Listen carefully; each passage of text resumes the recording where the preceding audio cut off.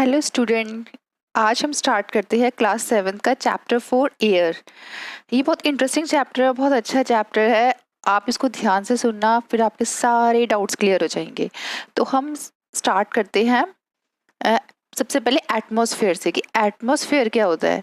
Atmosphere वो होता है जैसे जो हमारा अर्थ है, ठीक है, उसके सराउंडिंग में पूरे चारों तरफ क्या एक तरीके से एक ब्लैंकेट लगा है एयर का। वो जो ब्लैंकेट है वो एयर का है, ठीक है। तो उसे क्या बोलेंगे हम, उसे बोलते हैं हम एटमॉस्फेयर, ठीक है। अब देखो, अब यहाँ पे जो साइड में जो लिखा है ना, ये ब्लू ब्लू बॉक्स में, इसको हम पहले रीड कर लेते हैं। इसमें लिखा है ग्रीन हाउस। तो मैं पहले आपको बताती हूँ कि ग्रीन हाउस क्या होता है। जो कार्बन डाइऑक्साइड होता है ना, जो रिलीज करता है एटमॉस्फेयर में, तो एक तरीके से ना वो एक ग्रीन हाउस बना लेता है, जिसकी वजह से जो हमारी अर्थ है वो हीट ले पाती है। मतलब हीट जो आती है हमारी अर्थ में, वो कार्बन डाइऑक्साइड की वजह से आ पाती है, ठीक है। कार्बन डाइऑक्साइड क्या करता है, हमारी अर्थ को हीट देता है, गर्म करता है एक तरीके से। तो एक तरीके से ये क्या हो गया, ग्रीन हाउस हो गया। इसे हम क्या बोलते हैं, ग्रीन हाउस। क्योंकि इसके बिना हमारी जो अर्थ है वो हीट ही नहीं ले पाएगी सन से, गर्म ही नहीं हो पाएगी। और अगर गर्म नहीं हो पाएगी तो बहुत ज़्यादा ठंडा हो जाएगा, बहुत ज़्यादा ठंडा हो जाएगा तो लोग सर्वाइव ही नहीं कर पाएंगे, मर जाएंगे।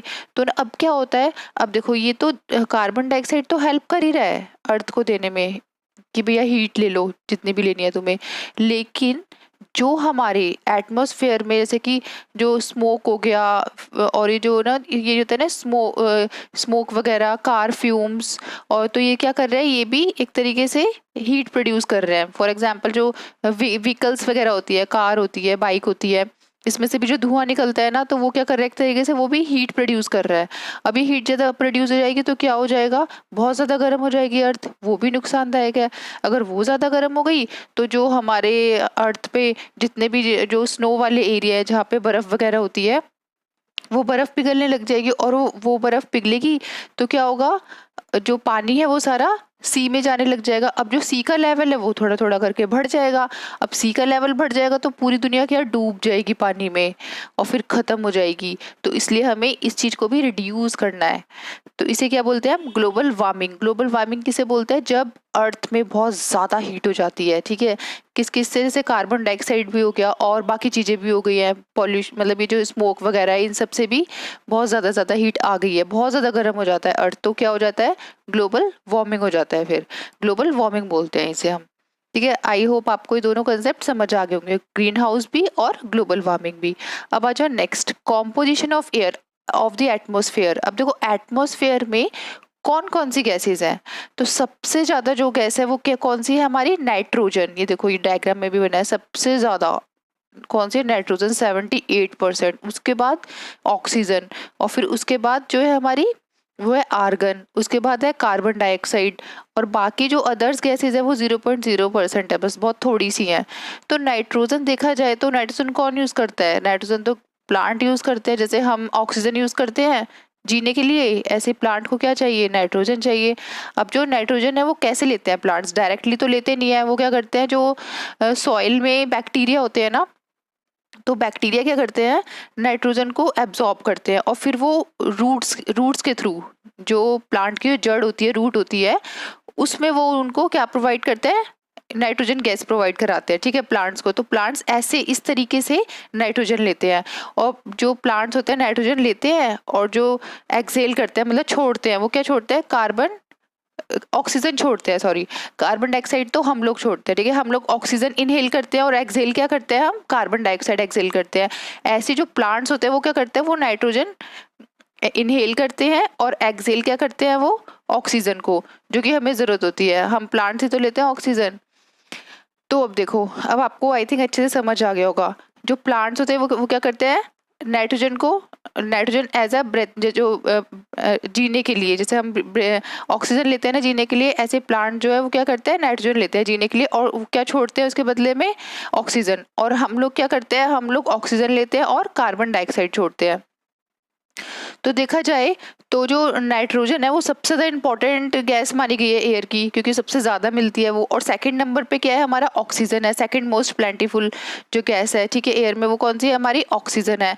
तो अब देखो ग्रीन प्लांट्स जो है, ग्रीन प्लांट्स प्रोड्यूस करते हैं क्या, ऑक्सीजन, ड्यूरिंग फोटोसिंथेसिस। जब फोटोसिंथेसिस होता है ना, तो ग्रीन प्लांट क्या प्रोड्यूस करते हैं, ऑक्सीजन प्रोड्यूस करते हैं।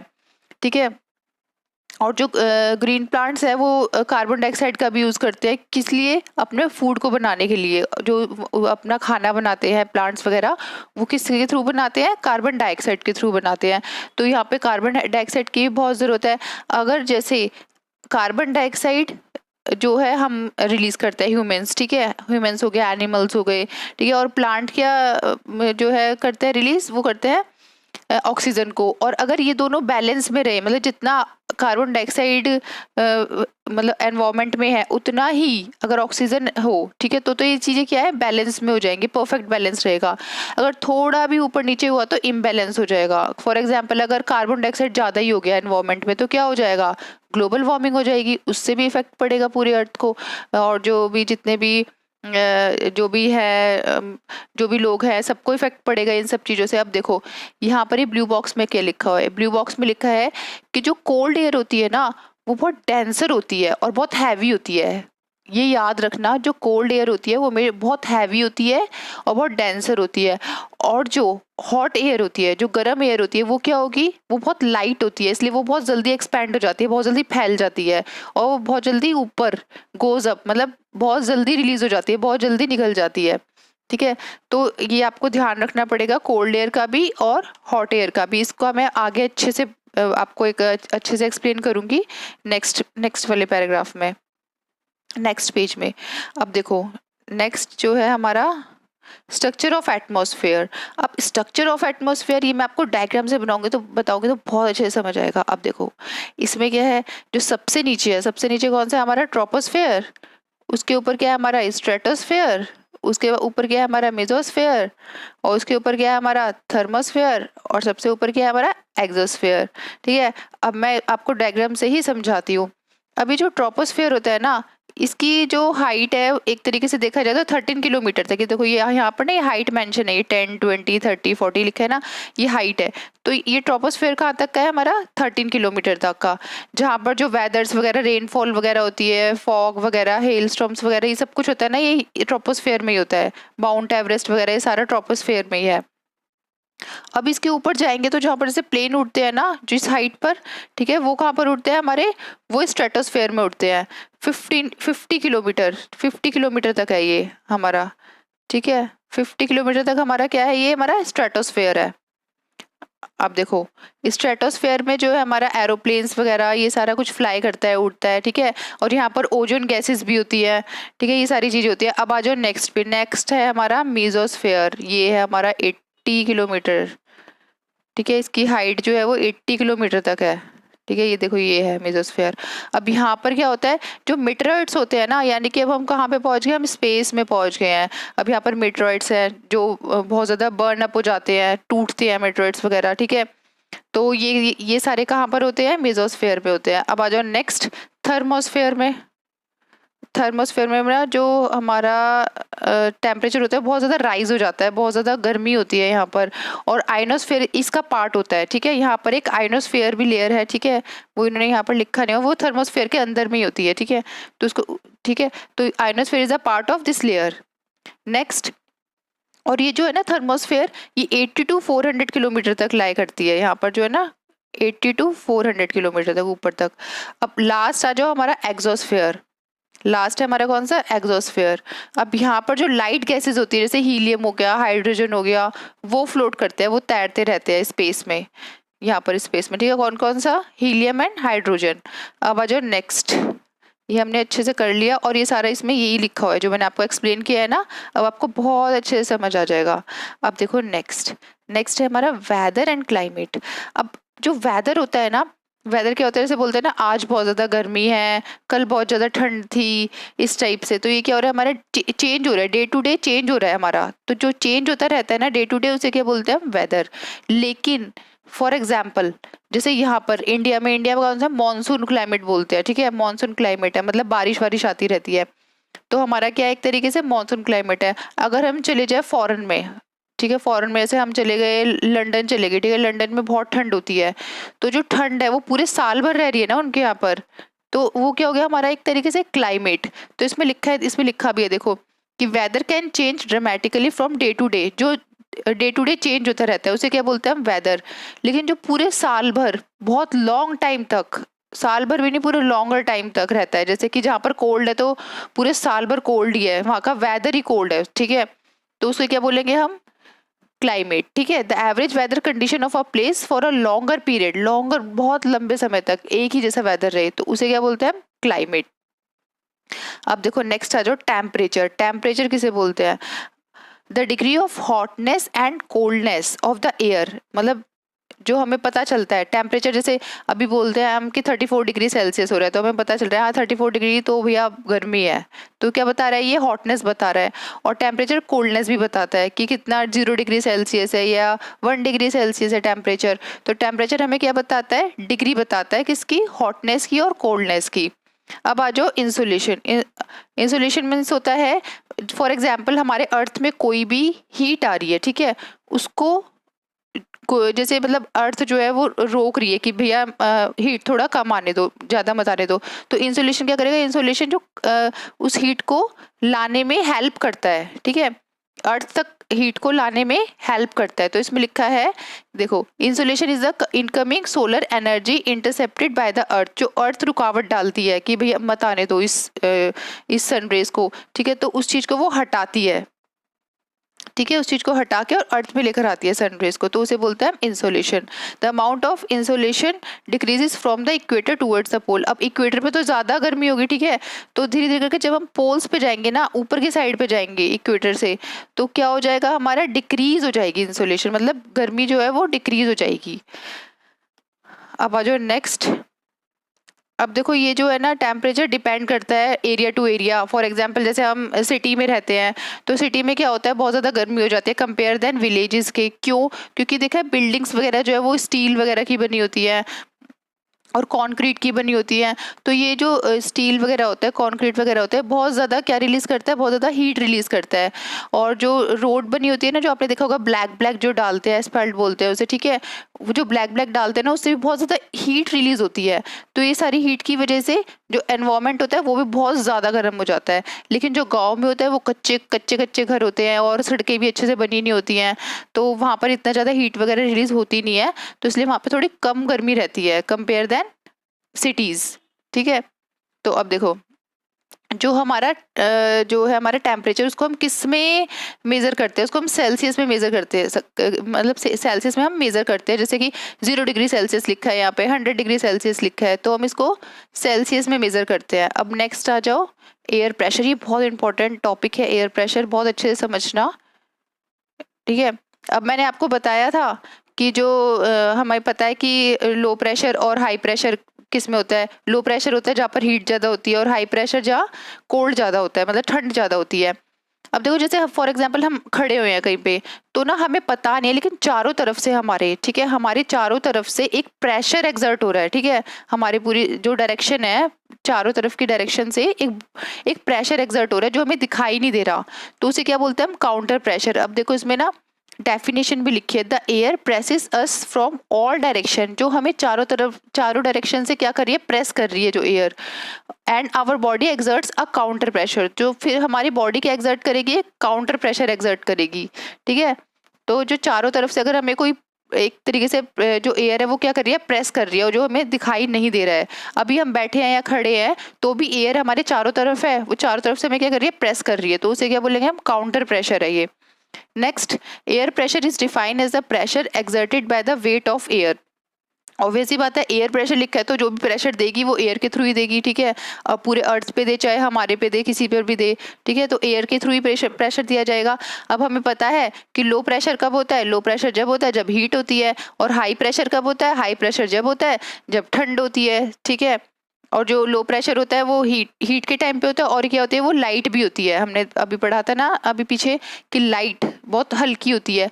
और जो हाई प्रेशर होता है, जो कोल्ड में मतलब ठंड में होता है, वो क्या होता है, हमारा बहुत हैवी होता है, ठीक है। Next, the air always move from, जो एयर है वो कहाँ कैसे मूव करती है, हाई प्रेशर से लो प्रेशर की तरफ। और वैसी बात है, हाई प्रेशर अगर तुम्हारे ऊपर भी कोई जैसे एग्जाम है, ठीक है, एग्जाम में बहुत ज़्यादा तुम्हें हाई प्रेशर हो रहा है, बहुत ज़्यादा टेंशन हो रही है, तो एक तरीके से तुम किस साइड की साइड भागोगे, जहाँ पे लो प्रेशर हो, जहाँ पे लो कम टेंशन हो, ठीक है। तो हाई प्रेशर से हम कहाँ जाते हैं, लो प्रेशर में जाते हैं। तो एयर भी क्या होगी, एयर को अगर हम छोड़ दें तो वो क्या करेगी, वो भी भागेगी हाई प्रेशर से कि भैया भागो, यहाँ तो बहुत ज्यादा प्रेशर है, बहुत ज्यादा हाई प्रेशर है। तो जो एयर होती है वो कैसे मूव करेगी, हाई प्रेशर से लो प्रेशर की तरफ। कहाँ भागेगी, हाई से लो की तरफ। भैया मुझे प्रेशर अपना लो करना है, बहुत ज्यादा हाई हो गया, बहुत टेम्परेचर हाई हो गया, बहुत झेल लिया, अब नहीं इस टाइप से। तो एयर को भी ऐसे ही फील होता है, ठीक है। तो इस तरीके से आप लर्न कर सकते हो इजिली इसकी डेफिनेशन। और विंड की भी देखो डेफिनेशन यही होती है, the movement of air from high pressure area to low pressure area. जो भी एयर की मूवमेंट होगी, जो भी एयर की मूवमेंट होगी वो जो हाई प्रेशर से कहाँ जाएगी, लो प्रेशर की तरफ जाएगी, तो उसे क्या हम बोलते हैं, विंड बोलते हैं। अब देखो जो विंड होती है ना, अब यहाँ पर देखो, यहाँ पर लिखा है ना ये ब्लू ब्लू इसमें, कि जो विंड होती है वो कैसे मूव करती है। अगर वो वेस्ट की साइड से मूव कर रही है तो उसका नाम लिख देते हैं हम वेस्टर्ली। अगर वो ईस्ट की साइड से आ रही है तो उसे वो क्या बोलेंगे, ईस्टर्ली, ठीक है। ऐसे नाम इसका रिप्रेजेंट कर देते हैं।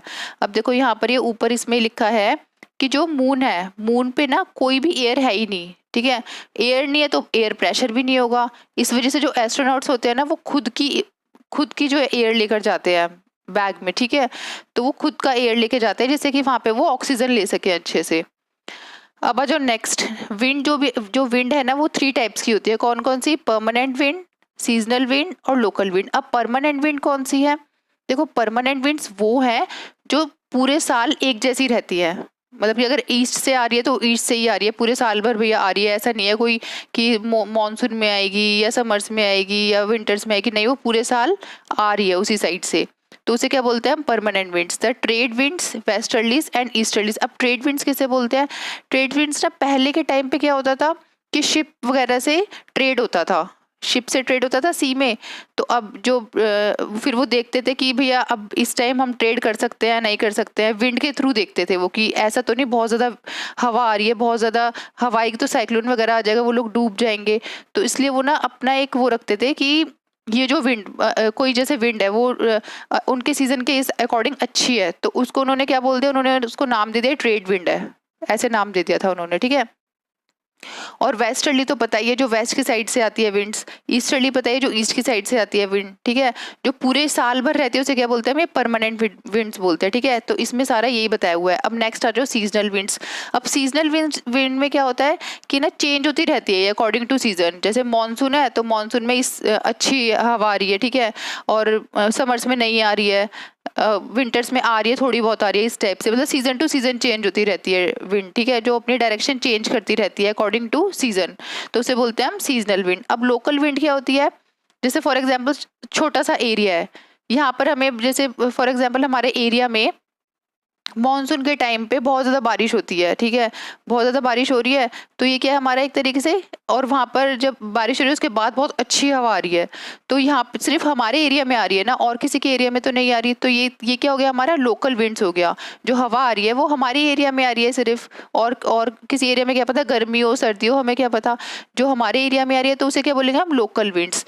Blow only during a particular period of the day, मतलब एक दिन के लिए, पर्टिकुलर पीरियड के लिए आती है। और year in a small area, जैसे छोटे से एरिया के लिए, जैसे मैंने आपको भी बताया एग्जांपल दिया ये स्मॉल एरिया का, ठीक है। जैसे कि लैंड एंड सी ब्रिज। अब लैंड एंड सी ब्रिज क्या होता है, अब देखो लैंड ब्रिज उसे बोलते हैं जो विंड लैंड से सी की तरफ जाती है, जो लैंड से सी की तरफ ब्लो करती है, ठीक है, उसे क्या बोलते हैं हम, लैंड ब्रिज। और सी ब्रिज बोलते हैं जो सी से लैंड की तरफ आ रही है, जो विंड सी से लैंड की तरफ आ रही है, फ्लो कर रही है, ठीक है, उसे बोलते हैं हम सी ब्रिज। अब नेक्स्ट, अब देखो यहाँ पर एक स्टोरी बताई हुई है कि ना बे ऑफ बंगाल में एक साइक्लोन आया था, उसकी वजह से उड़ीसा में बहुत ज़्यादा, बोलते हैं ना एक तरीके से तहस नहस हो गया था पूरा उड़ीसा। वहाँ पर बहुत ज़्यादा साइक्लोन आया था, बहुत ज़्यादा लोग मारे गए थे। और बोलते कि ना ये जो उसकी टाइड थी ना साइक्लोन की, वो 7 to 10 मीटर हाइट पे, बताओ 7 to 10 मीटर हाइट थी उसकी टाइड वेव, जो वेव्स थी वहां पर उसमें साइक्लोन में, वो इतनी ऊंची ऊंची थी। तो सोचो कैसे इंसान बच जाएगा, कैसे कोई, मतलब बोलते हैं ना एक तरीके से पूरा सब कुछ तहस नहस हो ही जाएगा, सारा डैमेज ही हो जाएगा। तो जितने भी क्रॉप्स, जितना भी एग्रीकल्चर था, उन लोगों का सब कुछ तहस नहस हो गया, पूरा खत्म हो गया था एक तरीके से।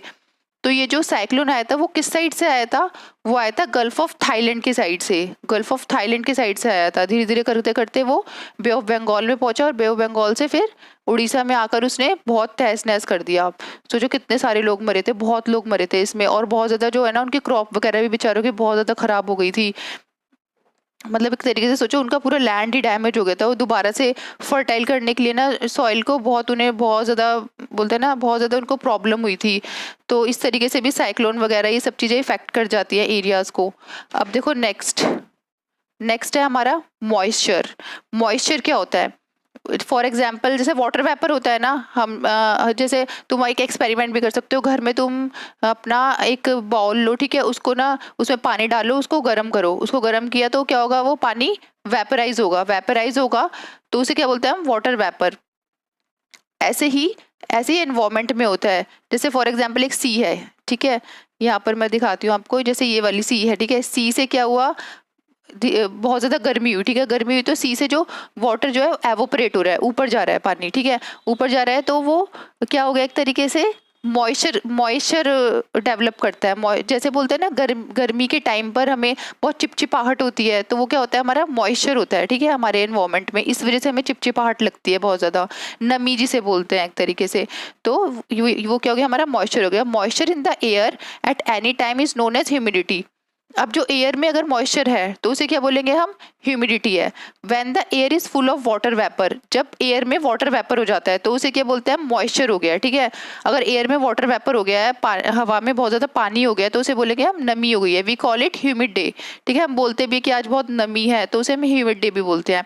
As the air gets warmer, अगर हवा बहुत ज़्यादा गर्म हो जाती है तो its capacity to hold the water vapour increase and so it became more and more humid. तो बहुत ज़्यादा बोलते ना चिपचिपाहट, बहुत ज़्यादा गर्मी हो जाती है। जैसे मानसून के टाइम पे जब बारिश होती है, बारिश के टाइम पे क्या होता है, बहुत चिपचिपाहटपन हो जाता है, तो वो क्या होती है, ह्यूमिडिटी होती है, मॉइस्चर होता है हमारे एनवायरमेंट में। अब क्या होता है, वो धीरे धीरे कर कर ऊपर मतलब ऊपर बादलों में जाएगा वाटर वेपर, ठीक है। वाटर वेपर अब हमारा बादलों में गया, धीरे धीरे करके उसने बादल बना लिए। तो अब वो बादल इतने ज्यादा हैवी हो गए कि वो इस वेट को जो है होल्ड ही नहीं कर पा रहे हैं। उस वेट को होल्ड नहीं कर पाएंगे तो क्या होगा, नीचे टपक जाएंगे। अब नीचे किसकी फॉर्म में टपकेंगे, वो पानी के फॉर्म में, मतलब रेनफॉल की फॉर्म में। तो जो हमारा प्रेसिपिटेशन होता है ना, प्रेसिपिटेशन हम किसे बोलते हैं, देखो ये रहा वर्ड प्रेसिपिटेशन। प्रेसिपिटेशन हम रेनफॉल को ही बोलते हैं, बारिश को ही बोलते हैं, ठीक है। तो बारिश कैसे होती है अब हमें पता चल गया अच्छे से, ठीक है। अब देखो नेक्स्ट, अब precipitation that come down to the earth in liquid form is called rain. अब देखो लिखा भी है इसमें पूरी डेफिनेशन। अब ये 3 टाइप्स की होती है, 3 टाइप्स की रेनफॉल होती है। अब फर्स्ट है हमारा कौन सा, साइक्लोनिक रेनफॉल। ये तो हमें पता ही है कि कोल्ड एयर इस साइड से आ रही है, वार्म एयर इस साइड से आ रही है। अब मॉइस्चर बन गया, मॉइस्चर बन गया तो हमारा बादल बन गया, बादल बन गया तो अब वो होल्ड ही नहीं कर पा रहा है इतना ज्यादा मॉइस्चर को, फिर वो पानी की फॉर्म में नीचे टपक गया, मतलब रेनफॉल की फॉर्म में। अब इसे बोलते हैं हम साइक्लोनिक रेनफॉल। अब एक और है हमारा ओरियोग्राफिक रेनफॉल। वो किससे होता है, वो माउंटेन से होता है।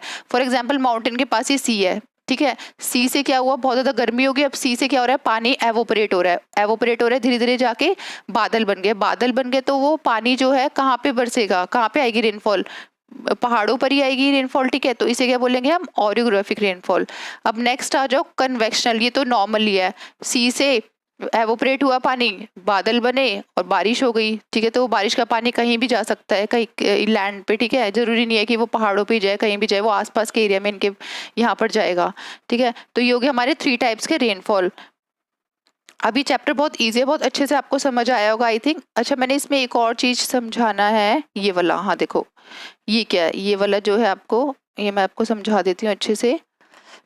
अब यहाँ पर जो हमें पता चल गया था कि देखो यहाँ पर जो इक्वेटोरियल है ना, इक्वेटोरियल हमें पता है, इक्वेटर ये रहा 0 डिग्री पे क्या बनता है, इक्वेटर।